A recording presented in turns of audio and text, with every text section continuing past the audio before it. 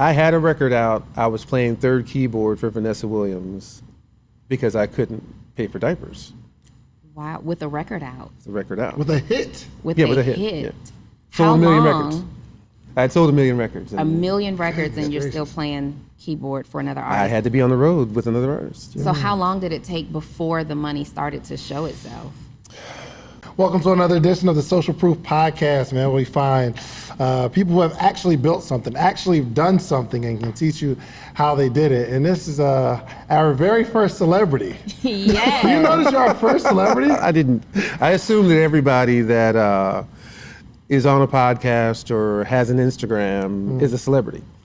How we look at celebrity has completely changed, and it actually has now diminished actual celebrities in some way. Right. You're absolutely right. Because there are. I didn't know how to say that and not sound Because it was celebrity and now it's influencer. So we had some social media influencers, but not somebody who is a true household name. So this is exciting. But when is he going to walk in here? Okay. If you're listening, we have Mr. Brian McKnight, legendary entertainer and businessman, Mr. Brian McKnight. So first off, we just want to know how your week was. My week is great. My wife says every day that we always hear folks talk about 2020. It's, can't wait for it to be over. Yeah. Our 2020 has been great. We have spent more time this year. We've spent every second together, which typically we do anyway, but there may be a week here, a week there where she's working and she can't come on the road with me. But because we're not working, we basically wake up whenever we want. We do whatever we want. We leave the house if we want, or we don't leave the house if we want. We go in the backyard and go right on the golf course if we feel like it that day, or we don't. So we've really, have taken it and tried to find the positive in a situation. I don't want anybody out there to think that we're taking their situation not seriously. Just for us, we've decided to make a positive out of it. Absolutely, absolutely. So is that your life? Has that been your life for the last X amount of years? No. So pretty much every year I do about 150 shows. Every other day you're on the road. Well, yes, that's the way it seems. Sometimes there's 2 shows in a day, but on average, I think it comes out to about 150. We've been together now for 7 years, and my wife has seen 800 shows. Wow.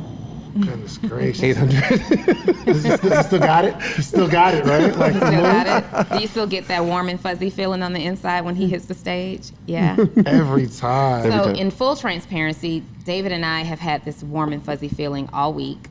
We could not wait for today's interview. Yeah, absolutely. Well, we could not wait. Look, he got his cute little jogger set. Okay, shout out to Spurgo. He's a young entrepreneur wearing his brand. Donnie's a hater. She got her Michael Jackson bad outfit on. I like it. All right, so Donnie, how's your week? My week was awesome. So I can say, because by the time this will air, it will be past the holiday season. I bought my daughter a car yesterday, which was really, really huge for me. Broke down in the middle of the dealership crying because, my background, I've had my ups and downs, and it's just been like a dream to be able to buy her a car. She has a better car than me. So my week, I think that just kind of overrode anything else that happened last week. Beautiful. Last week was great. How was yours? It was pretty cool, man. Just podcasting as usual. And I'm getting to a point. Ever since that lunch we all had, when you started to describe your life in the day, like the day-to-day activities where you and your wife, you just wake up and you just go play golf if you want to. And ever since that lunch, I said, I think I want my life to be like that. Really. So I'm in my head, as I'm building my business, I'm thinking, how can I get to the point where I don't have to work at all? That is the goal. Well, we're gonna have to dig into the story and how that happened. Okay. So walk me back to the very beginning, before you were Brian McKnight. Well, I can't go back to before then because I've always been Brian McKnight. But if you mean the celebrity part, it's pretty ordinary. I mean, I grew up. I have 3 older brothers. My parents divorced when I was 10, but we sang in a little barbershop quartet group as the McKnight Brothers. And every weekend, we'd be in a church somewhere singing.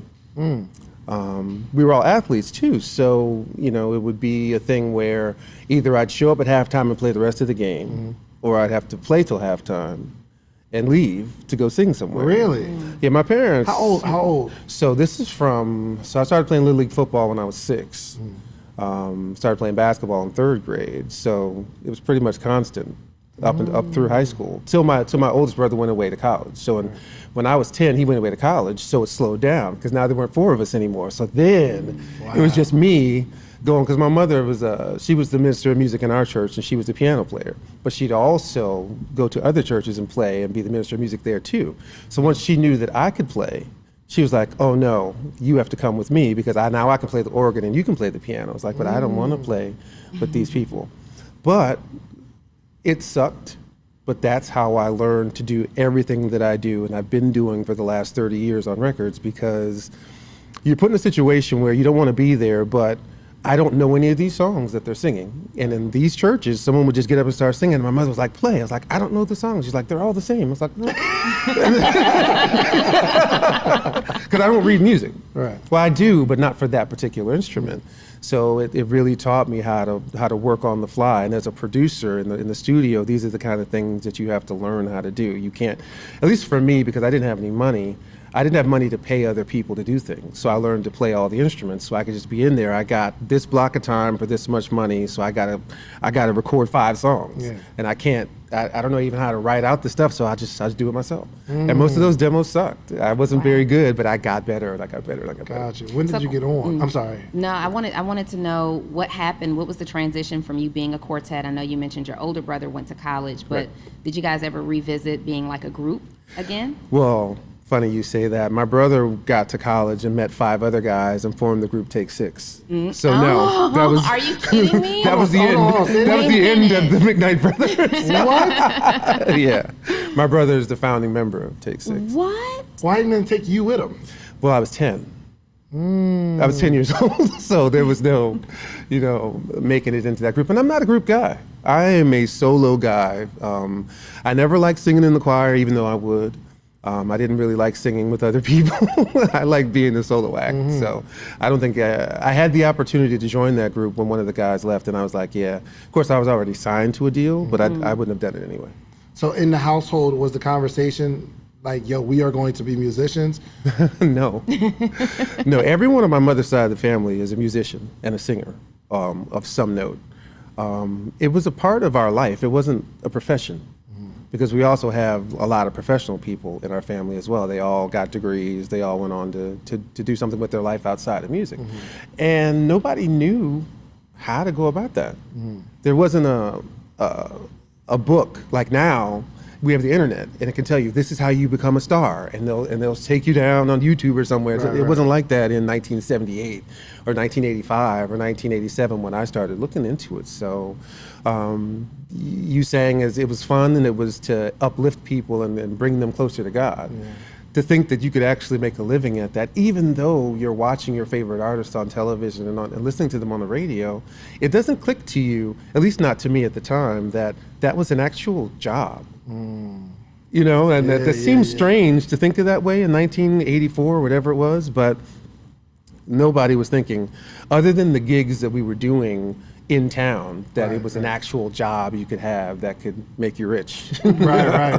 Wow. Yeah. So what was how old were you when you kind of released something that the world got to see that this person's a star? Oh, well, that didn't happen until I was 22. But I signed that deal when I was 19. So I started out as a songwriter. I started writing songs when I was 12 with lyrics when I was 14. But not thinking that it was going to present some opportunity for a job or for a career. So this wasn't the dream for you? No, I was going to hoop, for sure. That was my dream. My dream was I'm going to figure out a way to get on somebody's team somewhere to play basketball. Now, I can play and sing, but you have to also realize in the 80s, it wasn't cool to do anything artistic. Not at school. It wasn't. Oh, no. You get picked on. You would get picked on. Yeah. You would get beat up. You would get, kids that went to school with me in high school, they had no idea that I could do any of this. And I wasn't trying to tell them. Why wasn't it cool? I don't understand. Why? Because back then, like, boys should be really masculine and boys. sports. Yeah, you know. there may have been a thing about being masculine that doing drama or being in plays or singing or being in chorus was not. You had to play football. Yeah. You had to play sports, or at the very least, pretend that that's what you were doing. Right. So it was not a part of, that was my church life. And none of the kids I went to school with went to church with me. So they didn't need to know that all this was going on. So it was funny, as after I had records out, I'd run into somebody, they're like, we had no idea. I was like, yeah, I know you didn't, because I didn't tell you. Right. So when did it change and you say, yo, this is who I am now? Well, when my brother's group got their deal, I had just signed a publishing deal as a writer. And in typical little brother fashion, I said, well, if that guy can do it, there must be something out there for me. And then I decided to really put my effort into trying to make it in as a writer. I mean, I thought, okay, I'll write this and maybe Bette Midler will sing that. One Last Cry was written for Bette Midler. Really? Wow. Yeah. She had just done Beaches, and she had that Wind Beneath My Wings song. I was like, well, if I write something like that, maybe she could do it. So you still weren't thinking, I'm going to be this singer, you want to be a writer? No, because I knew that I couldn't do Christian music. And I didn't know what that would do to my family. So I said, if I'm just a writer, then I don't have to be out front. I don't have to, have a stigma or something. Because, coming up in the church that way, there's a huge stigma. You can't go out and work for the devil. Secular music. Secular music, you can't. And you know nothing about our church. Our churches, they're real staunch about that, because then your parents get this fellowship. Your family becomes pariahs if you're outwardly sinning. What? Oh yeah, it's crazy. It was crazy. So what was that transition like when you had to communicate to your family, like, I am going more into the R&B space? What was that conversation like? When I signed that deal, I thought my mother was going to freak. And she didn't, because I don't think she knew what was about to happen. I think that she thought that it was going to be kind of like what my brother did. And they continued to live their lives in a simple way, but they presented themselves as being these Christian upstanding guys, because we sing Christian music, right. But that doesn't necessarily mean our lives have to change. But if you do secular music, it automatically assumes that you're on the other side. I couldn't do that. I couldn't just do Christian music knowing that I can't preach to you about this life if I'm not going to live that life. So it makes more sense for me to do secular music and then put inspirational music on those records, because that's more of what life is actually like. Yeah. I couldn't be hypocritical. I'm not saying that they are. I think I did say that they were, but I'm not actually saying that they are. But that's a huge thing for me. But my mother didn't tell me not to. But at that point, I was 19, and she couldn't tell me what to do.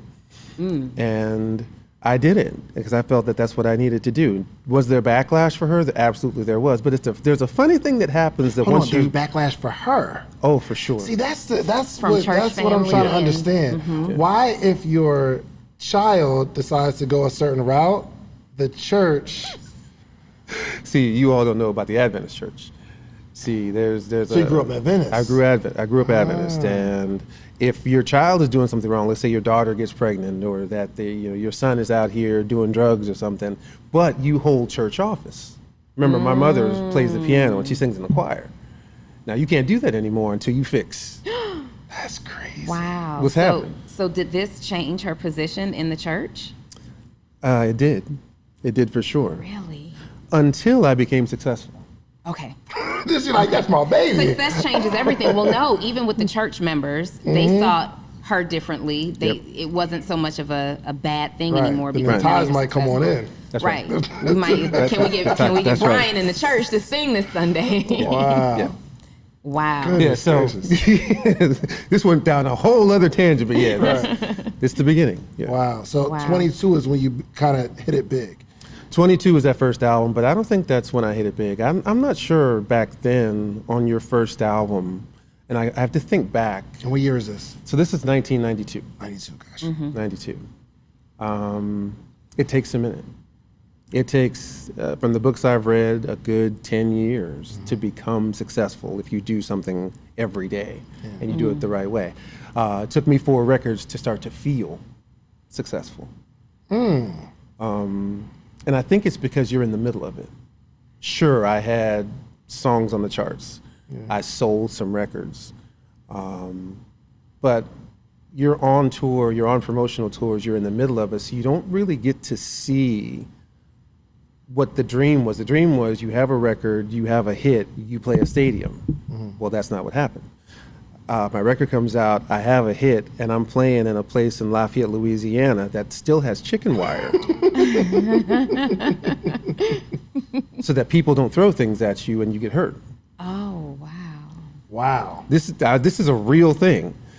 And because the dream wasn't matching up with what was actually happening, it's hard to see what's coming when you're in the middle of what you're doing and it's not what you thought that it was going to be. Right. So as an individual, you have to say to yourself, okay, obviously the rest of these people have seen the way this works, and what I'm being told is that everybody starts at the bottom, so I'm gonna ride this out to see where it goes. And eventually you go from chicken wire to a bar, to a club, to a theater, and now you're 3 records later. Then you're in a stadium. So because it took that amount of time, it didn't really matter what you could buy. It didn't really matter because you're not really enjoying it anyway because you're working. And because I am the writer and the producer of everything that I did, I didn't really have a chance to enjoy any of the success I was having. Lots of other people did.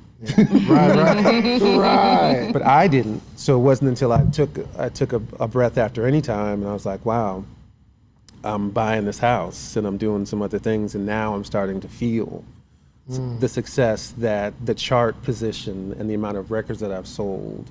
And again, the way music business accounting is, you're still not successful yet. Right. Because you're 18 months from a first royalty check. So when you say other people enjoyed your success versus you, what do you mean by that? Well, managers, record label. Everybody's making the money but you? Well, yeah, everybody's making money but you. Yeah. That's the way it was. Now, with streaming and things now, it's very different now. You can start making money immediately, but back then, Takes a while to catch up. I had a record out. I was playing third keyboard for Vanessa Williams because I couldn't pay for diapers. Wow. With a record out. The record out. With a hit? With Yeah, a with a hit, hit. yeah. How Sold 1 million long? records. I had sold 1 million records. A million records and you're still playing keyboard for another artist. I had to be on the road with another artist. So how long did it take before the money started to show itself? When I started having my own shows, which was very soon after that, but there was a period of time I was like, this isn't what I thought, and I don't think I want to do this anymore. But then I had to think, well, what are you going to do? Right. What else is there? what else are you going to do? You're not, capable of having the kind of job that could make you, the kind of money that you think you're going to make. So, and I'm not a quitter. I really had to see this through to its fruition, and I'm glad that I did. So when we were at lunch, you kind of alluded to kind of like contractual stuff as you said a certain amount of time you can get your master's back or something like that. Could you explain that? So I have to be very careful about how I politically go through this. So when you make records and you're signed to a record label, the record label not only owns you, but they own everything that you do for a period of time. So every song that I wrote, every note that I sung, every part that I played is theirs for 35 years. Wow. Okay? Is it still that way now?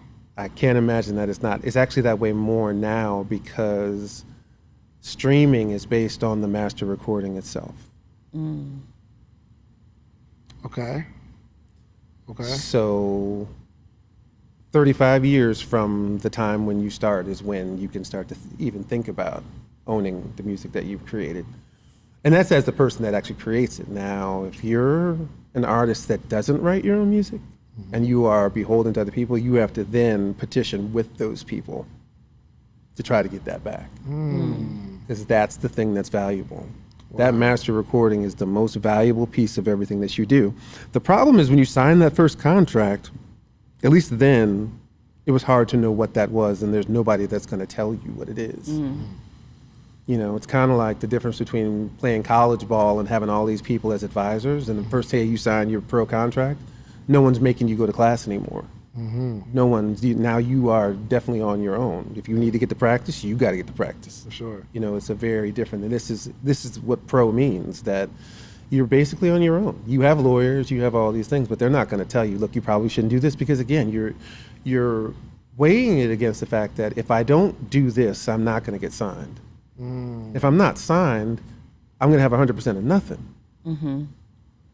So you kind of are forced into this position that if you want this career, this is the way everyone, I don't care who you are, Bob Dylan, Aretha Franklin, Stevie Wonder, this is what they all did, period. Outside looking in, and I was having a conversation with my friend about this, because I don't know a whole lot about the music industry, but from an entrepreneur's perspective, if I take a kid named Brian and he has a talent, and I put some money behind Brian, well, I'm taking all the risk. Yeah. Right? And if you flop, then I don't get my money back, I'm out. Right. But if you blow up, then obviously it's more in my favor. Like people talk about Diddy and stuff like that. And I'm kind of, only because I don't know, and part of my ignorance, I'm kind of on his side. Like, yo, I'll put the money up, right? If it doesn't work, I take the hit. Nobody's gonna give me my money back. Right. But if it does work, they say, well, you lock this person into this contract and now you're benefiting greatly. But that only works if the person's longevity. So that's where I'm at. Like, in my head, I know they call it like predatory, but I'm taking a chance as an investor. That's true. It's not the taking chance part. The part in an entrepreneurial sense is, how much money do you need to make on top of what you put out before you're satisfied with the investment that you made? Yeah. Before you can then share that with the person who ultimately is out there doing the work. Is it 5 years? Is it 10? Surely not 35. Surely not 35. That's all we're saying. Right. Nobody, I don't think anybody's saying, well, you shouldn't benefit from this. The problem that most of us have is how much is enough. Because how long of a period of time are these songs even gonna be viable? When they're not viable anymore in 35 years? Yeah. Because you've wrung, it's almost likened to, you're washing dishes, but now you have this rag that you have to wring out to get it dry again. But you still wringing it, and it's like, I'm dry. Right. No, you're not. And then after that, you have it back. Okay, here you go. There you go. Wow. So is this why the emergence of independent artists became a thing? Well, the internet Okay. made that possible. But I think we could count on one hand how many of them actually were the same kind of successful as they would have been on a label. The label just has the resources and the capital to make that happen. As an entrepreneur, when you try something, you can't do it with just enough money. Yeah. You can't do it with this much, and then when I get some more, I'll put some more into it. You need a pool of cash. For sure. Because you're going to take losses. You're going to do something, and you have to have that pool of cash to make sure that you can deal with it in the lean times to get to the fat times. You know? So coming up, I would always wonder, did it affect the music though? Like, because you're going into the studio with a different mood. Like, yo, they're just trying to ring me out. Yeah. And you feel me? Like, so how do you muster up to go and still perform? So for me, creating music was never about money. They are two separate things. The way I create and what I create, I do that because I love to do it. The part where you're being compensated for it is an argument that you can't even have because you're contractually bound. So all you really can do is say, okay, going back in the studio means that I have no choice. I can't help but write music. I can't shut that off. So I still have to feed that beast because I got a 7-record deal. So I have to meet my obligations. All I can really do is say, if I'm successful enough, I can try to renegotiate parts of this, not the master part, but the other parts, to make it more beneficial to me in the short run so that I can get to that 35-year point. Because if I only do those first 2 records and I get mad and say, bump this, in 35 years, none of it's going to matter. So I just have to keep working. Because, and don't get me wrong, once the label makes you huge, at least at that time, I can then go out and get 150 grand a night. For sure. And they weren't participating. There were no 360 deals back then.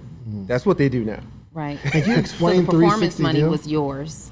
So a 360 deal is basically whatever the label does for you, they're going to do it for you. And they participate in everything, merchandising, touring, any aspect of your career. If you get a movie deal, they're going to go on that because they're out there promoting you in every way they can. The more revenue they generate, the more they participate. In our day, they only dealt with the record side. So they didn't have a piece of those other things. They didn't have a piece of, if I do a deal with Sears, they don't have a piece of that. If I do my touring, they don't get a piece of that. But 360 means they're out there all day long promoting you, making money, and they're going to take a piece of that, a lot of it. Gotcha. I think that's fair in terms of like so again, I'm entrepreneur.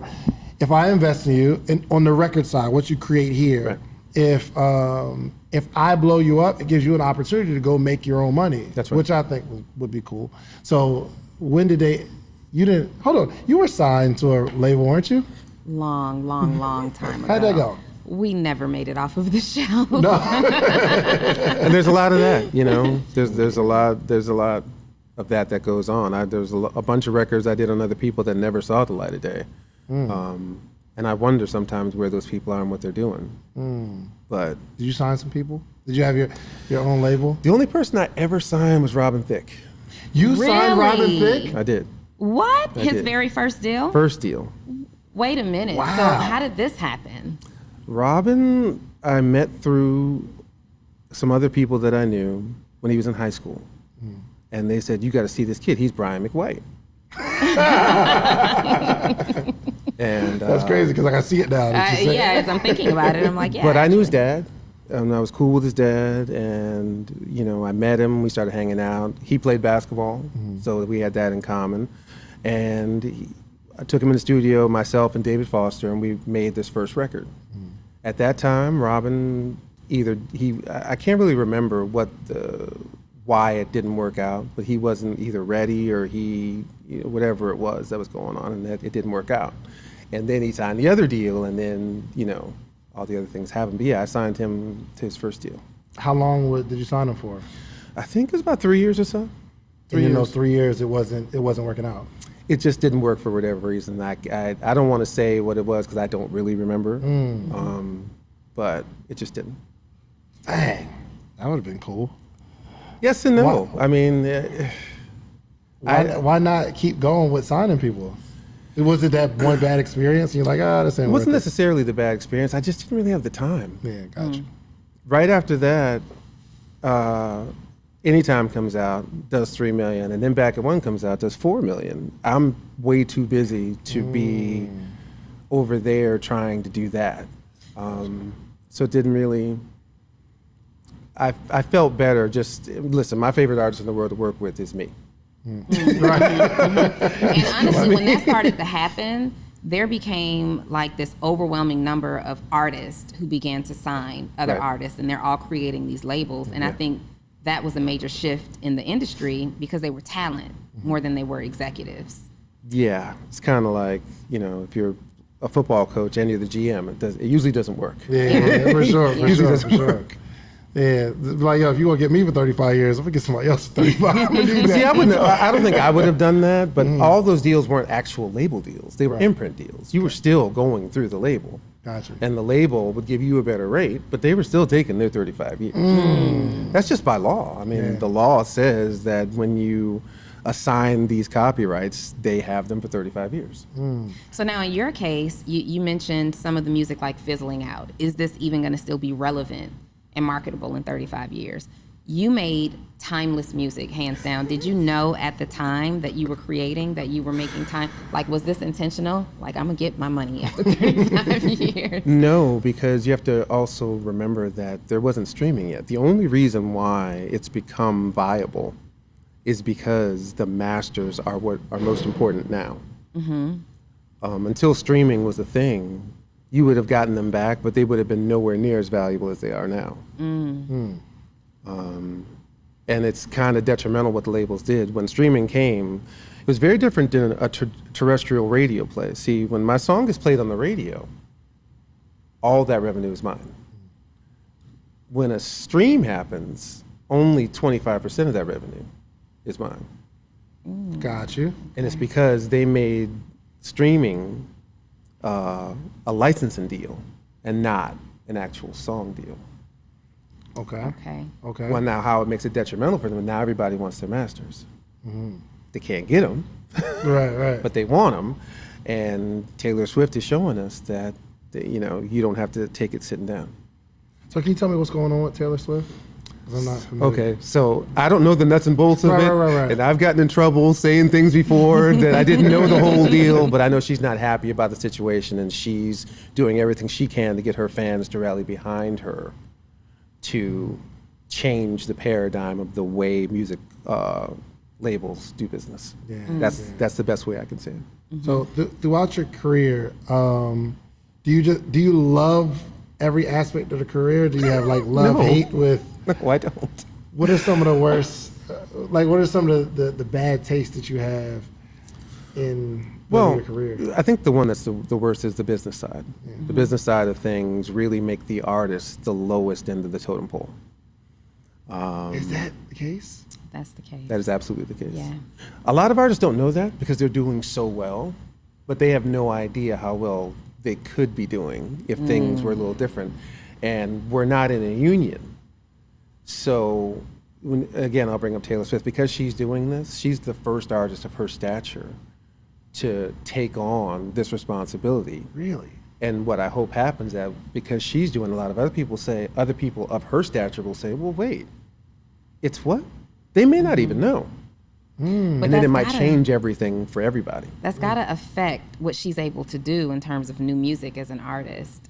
Like, there has to be some animosity between her and her label. I mean, there may be, but the only person that she needs to be concerned with are her fans. This is the first artist that we've ever seen who is beseeching her own fans to say, look, you love me, right? Why would you then go over there and take all of your allegiance and put it with these people who are doing me wrong? How about you? Just give all that love to me, baby. Yeah, for sure. Give it all to me. Wow. Nobody's ever said that till now. The same ask as Dave Chappelle. Exactly. He's doing the same Dave's thing. doing the same thing. Yeah. Makes sense. You know? I mean, but think about it. That's a tough position to be in because you have to take the stand and you don't know when you're the first, you're the pioneer of this, you don't know what's going to happen. Well, that's This why it could had to be kill her. you. That's why it had to be her. Yeah. Or, and I'm not calling anybody out, but I'm not even gonna say it. Go ahead. I'm sorry, I almost messed up again. As you're navigating through your career, and now you're making some transitions in your life now, other than music. What's going on with Brian McKnight today? All I really want to do is love that woman right there So sweet. and spend every second of the rest of my life just making her happy, which will make us happy. Okay. And part of that is being in a financial position to not have to be on the road, to not have to do the grind of that so much just to have that life. And that's where getting the ownership back of these things make so much sense as we're coming up on that 35th year. Oh, we're close. Yeah. Oh, we're close. We're very, very close. You're like the epitome of fairy tale, right? I think I said when we had lunch, do you say this all the time, fairy tale? I think I said when we had lunch, like that era of 90s R&B superstars, like especially being in Atlanta, we see them all the time. And these love music, baby making music, will you marry me music, and you see the artist in real life and you're like, you didn't believe any of that stuff you were writing about or singing about, did you? But you did. The way you love your wife just speaks for who you were at that time as an artist. Like, this is actually in you. Well, I will say this. I didn't feel that way about it either until I met her. Understood. So I can't fault them for the way that they are. Mm-hmm. They haven't met a Leilani yet. When they meet one, if they still do that, then you realize that they didn't meet Leilani yet. So I wrote what I thought was what people wanted to hear. I never felt that way. I didn't think it existed. I'd never seen it exist. Wow. I didn't think that. That's why if you really listen to what I wrote, I never wrote about forever till Leilani. I never wrote about being in love till Leilani. Really? I wrote about, my DVD player, and it kind of can fit into this relationship thing. You may not know that by listening to the lyric, but that's where it came from. Anytime was not about a lost love. It was about between album 1 and album 2, there was a drop off in the amount of records I sold. So I can't remember why we fell apart from something that was so meant to be. Wow, It's and too here I deep. was basing my whole love life off of the song. Wow. It started off that way. It was like, okay, this is too deep. Let me still have your picture in the frame. Let me, being good enough to create the scene, and we get that from movies, to create a scene of something that's abstract that people can still make a part of their everyday life without it being based on anything. You So write, was- you write all your own songs? Yes. Leilani, while you're sitting there, if you could just write down what the prayer was and pass that to me on your way out, I would definitely. What was the prayer? Wow. So you write all your own songs? Yeah. Most artists don't do that, do they? I don't know. I wouldn't know the liner notes to know what they do. I just know, and again, I live in this little Brian world where I do what I do, and occasionally throughout my career, I've allowed people to come in there if I'm producing them to see what I do, and I realized that I'm very different than a lot of other people, Right. and I don't have a lot of patience. And it affected the way I worked with other people. And I had to stop doing it because I didn't really know how to be. I've watched other producers work, and they're very good at giving praise and encouraging, and but I work very fast because I hate being in the studio. Really? Well, if you're there too long, your judgment can be impaired. Your ears get tired. Start changing stuff. Start changing. So you'll Yeah. you'll do a vocal with someone, and as a producer that I have gotten the absolute best out of this person. There's nothing more they're going to be able to do. You finally have it. They take it home that night, and they come back and say, "Well, I want to fix X, Y, and Z." I'm like, I can't work like this anymore. Right. So I just had to, and I'm not saying that that's a bad thing. It's just a difference in the way we do things. So I just retreated back. It's like I'm just going to focus on Brian McKnight, the artist, Right. and call it a day. And you've Do you- I'm sorry. Do you plan on creating more albums? That's interesting. I said this last one would be my last, number 20, and I'm not wavering from that. I will always create music, Okay. whether I release it or not. We'll see. You've collaborated with a lot of people. What was some of your most memorable collaborations? I want to hear these stories from like this golden era of music, right? Wow. Boyz II Men is the first one that comes to mind. I produced their Christmas album. And I met those guys when I was mixing my first album in New York. They were there doing a press junket on their first album. And we were staying in the same hotel. And I was in the lobby just playing the piano. And I met these guys, and we all sat there and sang around this piano. And then 2 years later, they called me after my first record to produce their Christmas album. That was a And- moment though. Hold on, don't speed past In that. the You're lobby in a of the lobby hotel. playing. Yeah, And just- then they walk up. Yeah. And Yeah. so Like- these people have Brian McKnight and Boyz II Men just randomly in a hotel Concert. lobby. In 1993. Oh Wow. my goodness. Well, that was actually 91. They called me in 93 to do the Christmas album, and they're on tour, a world tour. I mean, this is one of the biggest groups in the world at the Yeah. time. So I'm chasing them around the world. I'm in London while they're doing a concert, and that's where I wrote Let It Snow, walking down the street in June in London. Wow, You you wrote wrote Let It Snow. Yeah, I wrote yeah, I wrote Let It Snow. Golly. The one from the Boyz II Men album. Not Let It Snow, Let It Snow. But yeah, that one, yeah, I wrote that. absolutely. I wrote that. Wow. That's an all-time favorite Christmas song. Thank you. All time. All time. Yo, while you're writing, do you know this is a classic? Like, so let me give you some context. When I do an interview, I can feel when this is one that hits. Like I just know my audience, I know they're gonna love it. When you're writing, do you like see they're gonna be singing this for 30, 40, 50 years? No. Because I'm smart enough to know that it doesn't matter how good the song is.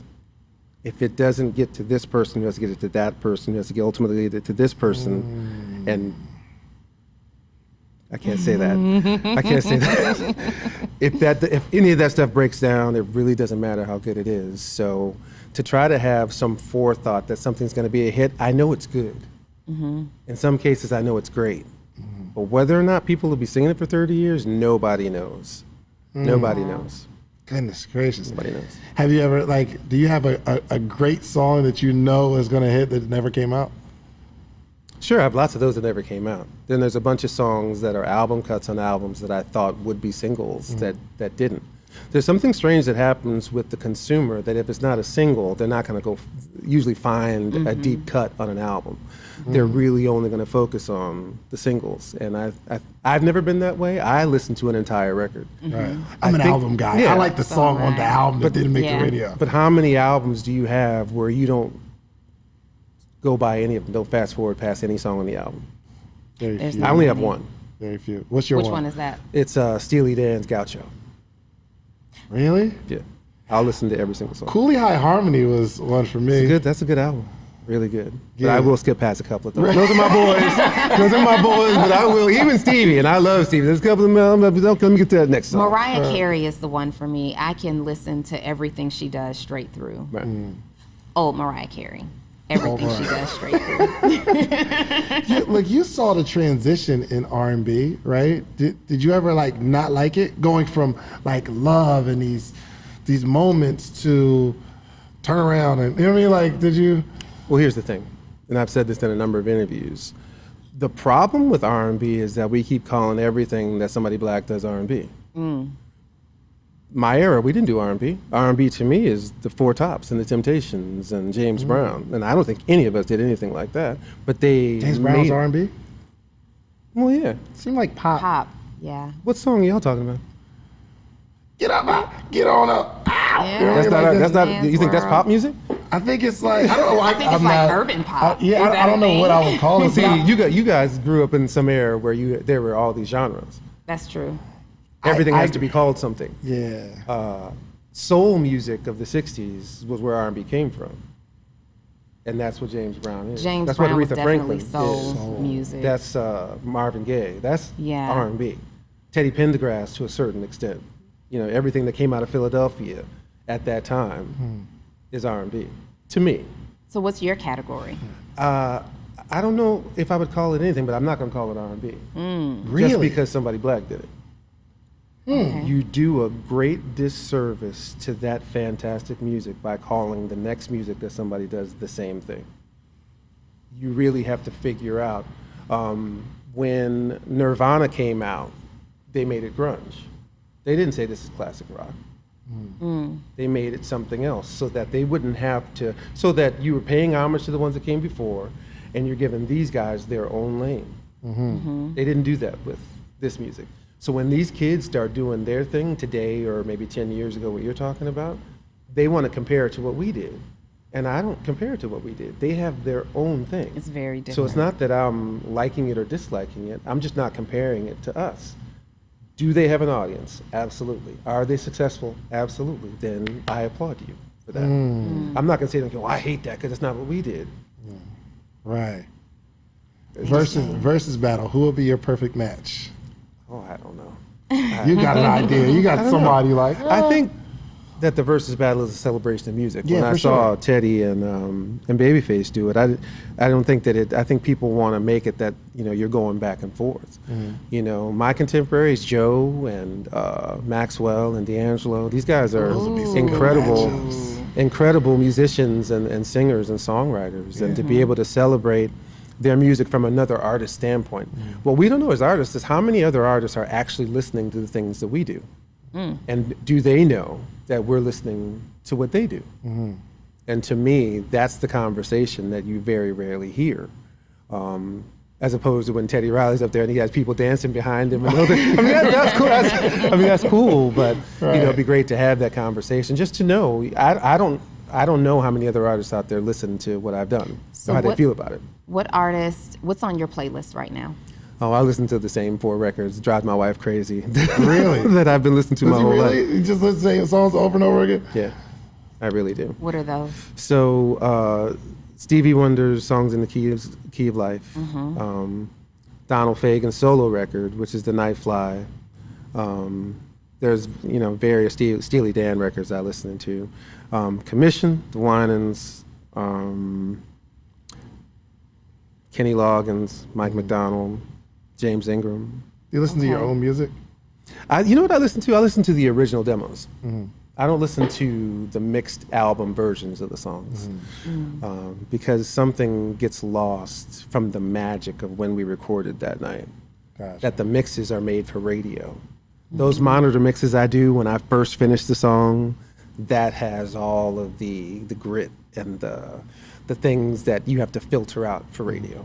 All right, do me a favor real quick. Imagine you were kind of in like this grandpop chair and you had like kids around and you were going to tell them stories from this golden era. I would love to just sit here and listen to some stories about how you ran into like Boyz II Men and you and Maxwell had this moment, and I wish there were a bunch of those. you got some stories. I Mr. McKnight. I really don't. And I mean, Vince will tell you, my stories are about the athletes and my friends that I hung out with. I didn't do the industry thing. I never did. And I wish I'd done it better. I think I'd be much bigger and much more revered if I knew how to do the Hollywood thing. I've watched people walk into a room and they immediately turn it on. Hey man, yeah, all right, cool, you're the man. I love you, you love me, and it's awesome. I don't have that BS part. I love you, you love me. I don't. So you're an I introvert. don't. It's not really. I'm an introvert. I like to. I don't want to just jump in the pool. Let me get my foot wet a little bit. Let me see Right. let me get the Yeah. lay of the land. Yeah, and for sure. I always assume that nobody knows who I am. I always Really? assume that Why would you they're not assume paying that? attention. Let me tell you why. Really? I'll tell you why. The minute you think people know who you are, you're going to run into somebody that says, wait, who are you? Yeah, you're I'd disappointed. much rather be surprised that you know who I am than assume you know and then you don't know. And now I'm like, Right. that's just who I am. I kind of factor Brian McKnight out of the equation. I'm just B. I'm Brian. Yeah. My wife gets very mad at me because I think somebody doesn't know, and then they're like, "See, they knew," and they didn't. You know what? The day that we met you for lunch, we went to Shan's. His palate has some maturing to do, but we went to his favorite restaurant on planet Earth. Oh my God. The Cheesecake Well, let me ask you a Factory. question, Brian. And Do you when eat church's I chicken? found- Do you eat hey. church's chicken? No, I don't eat. Me neither. There's 2 of us on this show right now that doesn't eat church's chicken, and she's talking about me about Cheesecake Factory. You like Proceed. Church's chicken? Leilani's like, I like Church's chicken. I don't. For the record, I don't eat Church's chicken. I eat Church's chicken's biscuits and okra. Okay. However, when I found out we were meeting you at lunch at the Cheesecake Factory, I'm like, this is what we're doing today? That was Vince's Brian idea, McKnight first at the Cheesecake Well, I would say Factory? that Vince loves Cheesecake Factory. Come on, Vince. We have to That's do why better. he gets there and everybody there knows him. We have to do better. But So- Vince doesn't look at Brian as Brian McKnight. It's I like, my boy B, understand, let's go eat. But we definitely looked at him as Brian McKnight, right? And 100%. I definitely would have appreciated a different. First of all, I'm just tired of the Cheesecake Factory. Just FYI. We're not doing it anymore. Yeah, that's where our meetings are all But the time. I found that you're very approachable in that sense. Like you came, you showed up, and Yeah. you had your lovely family with you, and we had a good time. Like we ate a lot of food and had a good time. But I will say this: if Vince hadn't been my friend that asked me to do that, it wouldn't have happened. You wouldn't have been. So I'm not sure if we are necessarily approachable, and it's not that we're not approachable. It's just you just don't know who people are. You don't know what their motives are. Okay. We live in a world now where, and maybe we shouldn't watch all these crime shows, but I'm addicted Right, to right, that. right, right. you just so we keep our thing really, really, really small. So I've known Vince since I was 18. Our parents went to college together. So he's somebody that I trust a little bit. And when he says it, then I came. So I understand why people would think that we're not approachable, because I don't walk into a room letting everybody know that I'm there. And if we're someplace in public, we're there to do. We didn't come in to say, hey, I'm here, right? Right. I'm here, right? But you walk in a restaurant, then you hear your music on the radio, you're like, okay, I'm flattered, but you don't have to do that. Yeah, for sure. But ka-ching, because I'm getting a royalty. Anyway. So you're not necessarily, you're just protecting yourself and your family. My family, for sure. Absolutely. Yeah, and you have to, because again, you don't know what people's motives and intentions are. Yeah. Did you ever, because I read this quote that people spend their whole lives looking to get recognized in entertainment. Like, I want to be this star. And then you become a star and you wear real dark glasses and you try to not be noticed. Did you ever experience that? No. Because again, I'm also assuming that nobody knows anyway. And that's just a little game. Even on my concerts that I know are sold out, I play this game with myself that says nobody's going to show up. So with that thought, would you run into Target if you needed something? We're in Target all the time. Really? All the time. Brian, you seem so cool. You just seem like you'd just be out at Target, you just randomly see my man. You know what I mean? Like looking at What the I prices, find- like, Looking at the deodorant, like, oh, this is new. you seem real regular. Yeah? We need toilet paper. We need paper towels. We need deodorant and shampoo and, well, my wife's not going to get shampoo there, but I will. Yeah. Body wash, what are you going to do? I mean, you can't just get everything, delivered to the house. I mean, I guess you could, but You couldn't now. we like to get out. We like Target. We don't like Walmart so much, but we got in trouble for putting that on Instagram too. Well, this will be on stuff, YouTube. not because of the stuff in there. It's just, It's a different environment. It's a different environment. different And they environment. know it's a different They environment. know sure, it's for different. Okay. Yeah. They know. Do you ever get frustrated though? I mean, it's gonna be, well, you know what? Nobody really stopped and said, Brian, you're eating. Can we take a picture? While we was at Cheesecake Factory that day. But do you No, ever not till get- after. Then, sometimes you get folks that are respectful, and other times you don't. Do you ever have to assert yourself and say, no, now is not the time? Yeah. Yeah. Yeah. Do you feel bad about But it? I don't feel bad necessarily. I try to be as magnanimous as I can be. Listen, I'm with my family.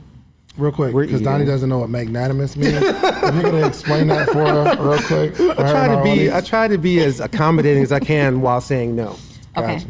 I'm not like, no, get out of here, get out of my face. I've seen people do that. Yeah, I've seen it Mostly too. athletes, because they don't necessarily depend on the public for their check. And I'm like, how did you do that, man? Bump them. I'm like, okay.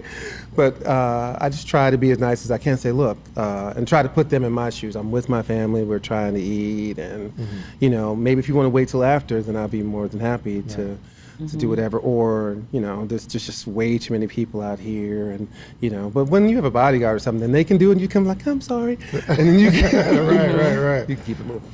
First time you were starstruck. Like, who was you? Like, you go Okay. to the studio, I can't believe this. So there's only been one time, and it wasn't in the studio. I was in the Bahamas, and we were playing golf. And I'm making the turn, and I look over in the car, and I see this old man. I look a little closer, and it's Sean Connery. Wow. So now I'm like, you need to go up and say something to this dude because you love him. Oh, you're having a conversation with yourself. Yes, you love him. You need to go over there and talk to him. And then I'm like, no, you can't, because he's just here playing golf. If it was you wouldn't want somebody coming up to you. But then I'm like, but he's Sean Connery. And you're understanding the conversation people are having when they see you. Yes. So I didn't go up to him. I didn't speak to Really? him. I didn't. Really? I didn't. So did you didn't. ever later have an opportunity to meet him? Nope. And now he's dead. And now he's gone. Now he's dead. And I said that in my Instagram post, that I had that opportunity and I didn't. But I hope that he appreciated not being bothered at that moment.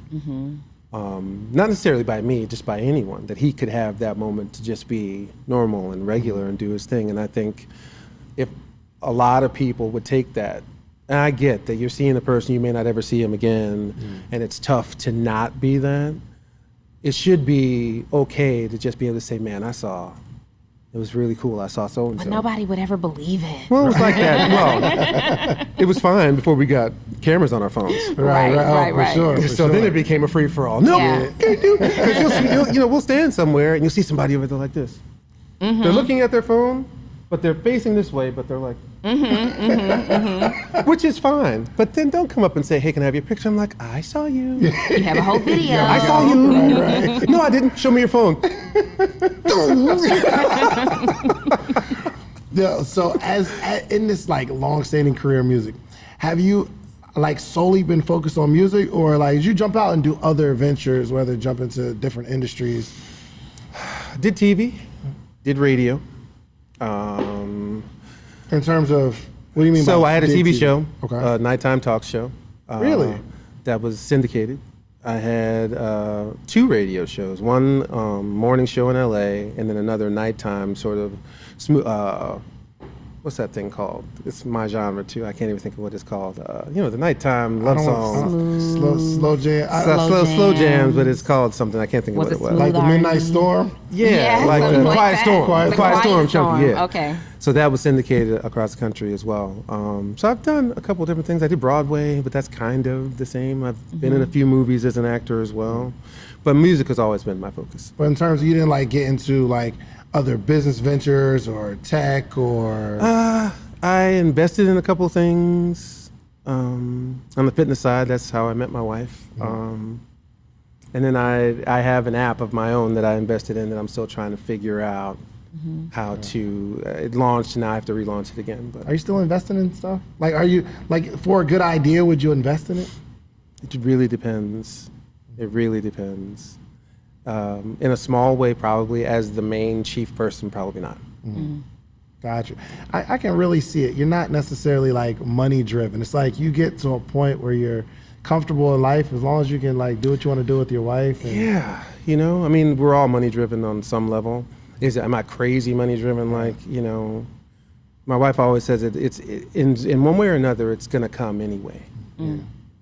Why should we worry about it? Why should it be the sole focus of our lives? Our sole focus is loving one another and all the good things that come around. That being a good person should bring the things that you want in your life. And that's our philosophy, is how we live our lives. We pass down to Jack and Julie as well. So I noticed that you guys are documenting a lot of your time together. What is that about? Are we doing a YouTube show? a show or- coming? Yeah, I think we realize that there are a lot of people out there that are interested in our love story, and figuring out a way to let them into that without it being completely intrusive is kind of what we're trying to figure out. Gotcha. Because my wife is, I know I say this a lot, and it may sound like I'm pushing her, but she really is the greatest thing I've ever seen. Wow. How she thinks, what she does, her takes on things, what she's done in her life. Her accolades are as long as my arm. She is way more accomplished than me, way smarter than me, and she's obviously better looking than me. I would agree there. I would agree there. I have no idea how I pulled this off, but I went to this little witch in El Equipa, Pennsylvania, and I got this stuff to sprinkle in her food, and it's still working. So. Yeah. And completely humble about all of your accolades and accomplishments. Like I still remember back to at that same lunch, she's talking about, we were at this fitness convention and doing this, that, and the other. And I remember like the next day I had to perform surgery, and here I am getting scrubbed up. It's a brain wide open on the table. I'm like, wait a minute. Are you a brain surgeon? Just skate right over that part. Right. So how do you, with your level of success as a celebrity, and then your wife's level of success as her own, she's a surgeon, right? Brain surgeon, and I believe like pediatric brain surgeon. Yeah. Pediatric. With her own level of success in her industry, how does this work? How do you merge the time? The number one thing that's most important in our lives, to me, is her, and to her is me. In the midst of all of this, concerts, tours, songs, surgeries, ups and downs where that's concerned, research, the consulting that she does, everything, she still makes me the priority. There has never been a time in any of that I thought that I wasn't on her mind. Wow. And I like to believe that it's the same thing for me in my work. that every song that I've written since we met has been about her. So my work is her. There is no separation between, we don't have separate lives, even though she has a career and I have a career. Our lives aren't separate. I think that is probably the key to having a successful relationship. And on top of that, you have to be extraordinarily hot for her, and she has to be extraordinarily hot for you. So if any of those things break down, and the most important ones are the ones I said last, it starts with that. And then we have the rest of this, you know, so. What is love? You could like define it. Somebody asked me that question the other day. Yeah. And they said, it was Joe on the interview. It was on our last interview. How would you define love? And I think I started rambling off some stuff that didn't really sound to, that my wife wouldn't probably like, but how would you define love? Well, love itself is having an extraordinary affinity for something. That's not in love. You didn't ask me what in love is, you asked me what love is. Well, now what's in love? See, in love is, there is nothing more important than what I feel for her. Not even the air that I breathe. Wow. You can't even teach that though. How do you Like, get what's to the that? model? No, for you that, can't right? teach that. You can't. When it happens to you, all of a sudden, whatever you were is no more. Like, me there's ask you no something. how to be in love seminar. But let me ask you this. Is there a way you could have messed that up? Like in your head, you're talking to yourself like almost self-sabotage, especially because you haven't Well, yeah. experienced it before What could have happened is if I didn't recognize what she was, because I was so far into that world you were talking about, Okay. of not believing in it. The machismo of man that says, I need to conquer everything. I need to be this player that I've been taught to be by my predecessors, by my brothers, by my uncles, by all of those people. Surely there can't be one woman that can make me feel this way. My heart beat for the first time the day she walked down that aisle to me at that fitness convention. Wow. It never beat before that. I was Spock. Now, if you were a Star Trek fan, Spock was analytical. There was no feeling. Feeling doesn't exist. It's illogical to feel. So you can imagine at 42, I see this goddess angel coming down the aisle to me, and now all of a sudden what is this? Right. What is this? So messing it up would have been to ignore that and try to be safe by not now having a heart and not recognize if I lose her, I go the rest of my life wondering how my life could have been. And I guarantee you my life would be in the toilet right now if it wasn't for her. So the moment you see her walking down at this convention, and then you guys start dating, you exchange information, you start dating, was it an instant shift for you, or was there a period of transition that said, okay, I have to lay these old ways down and shift? Or did you just kind of know so much? I think I knew immediately. I think it's tough to know because I was insecure. I know who she can get, and they're way better than me. You were insecure. Yeah, for sure. You've always been that way? No. If you don't feel, how can you be insecure? Having a woman like this, who's the only one like this, want to be with me, knowing that there are 10 billionaires lined up who all look better than me, who all have more money than me, who all could do more for her than I could ever do as a declining R&B star. That's insecurity, Jack. That's, I mean, how do you put that into, anything?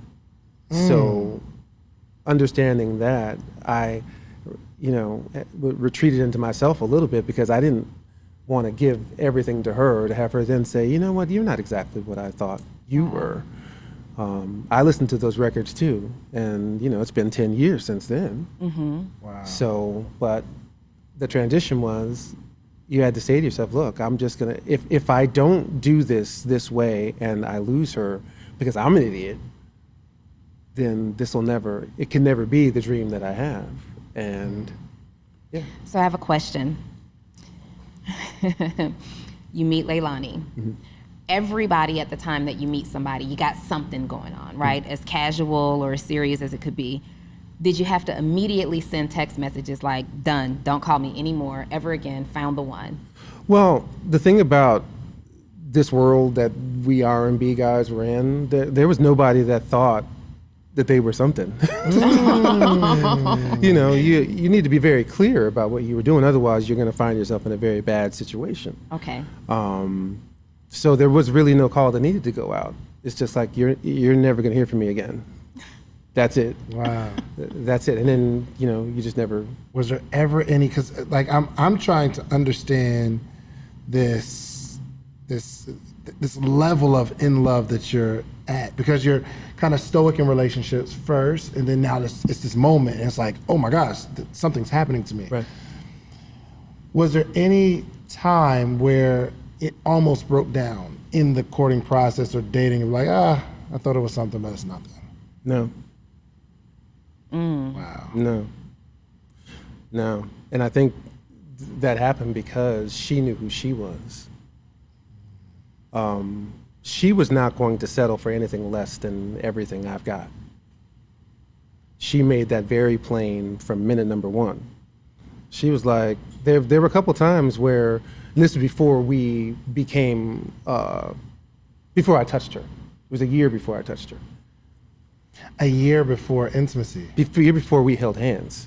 What? Well, part of that is because you lived in two different places. Well, we still saw each other. Yeah, but we saw each other. We talked. There were 3 separate cases where I tried to use reverse psychology. It was like, well, I think I'm just going to be done here because you ain't trying to get down with the program. Mm-hmm. expecting her to be like, oh no, here it is. You can have it now. She's like, okay, bye. 5 minutes later, I'm sorry. I didn't mean it. I didn't mean it. I was just being whatever. And unbeknownst to me, we got to know each other in that year. We got to learn what being best friends was about. I told her things about my life that nobody knows before I ever touched her. Wow. She became, everything to me before I even did that. And then she gave it to me, and I was like, because of course I was like, it probably ain't that good. True. You trying to hold on to this. Right. Let me tell you But something, I love man. you so. Let me tell you. Let me tell you something. let me tell you something. I'm not trying to make Julie, she'll throw up in her mouth, but man. They have for those of you who can't see, they also have their daughters sitting in the room. Yeah, Wow. it was, look, as men, we all have an idea Yeah. of what that dream woman looks like, what she smells like, how she walks, how she talks. And that day I had to pinch myself because it was exactly the dream that I had.